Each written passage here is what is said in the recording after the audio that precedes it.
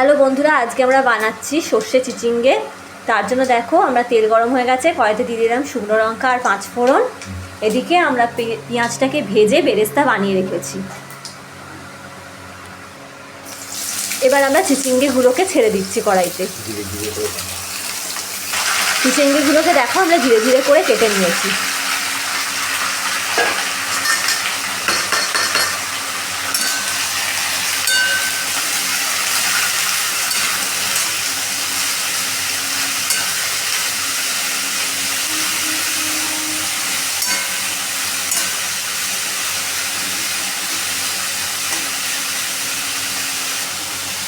এবার আমরা দিচ্ছি হলুদ গুঁড়ো।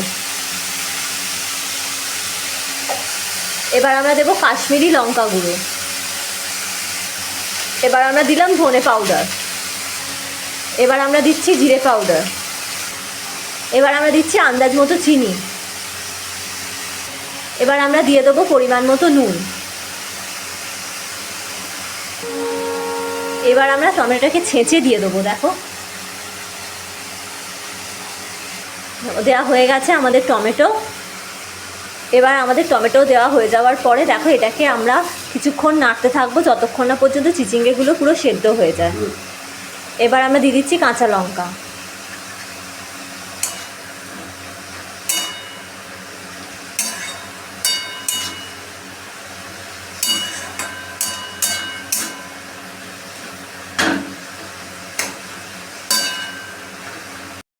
আমাদের চিচিঙ্গেগুলো কিছুটা সেদ্ধ হয়ে এসছে।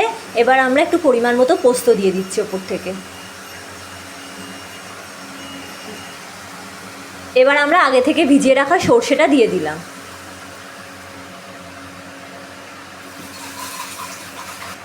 এবার আমরা বেরেস্তাটা দিয়ে দেবো।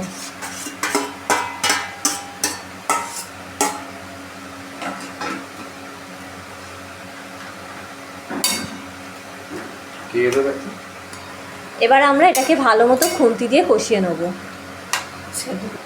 আমরা একটু শুকনো শুকনো বানাবো, তাই জলটাকে আমরা একটু মেরে নেব। দেখুন বন্ধুরা, আমাদের তৈরি হয়ে গেছে সর্ষে পোস্ত চিচিঙ্গে। এটা খেতে খুবই ভালো হয়, খুবই সুস্বাদু হয়। আপনারা এটাকে ভাতের সাথে পরিবেশন করতে পারেন আর খুবই ভালো লাগবে খেতে।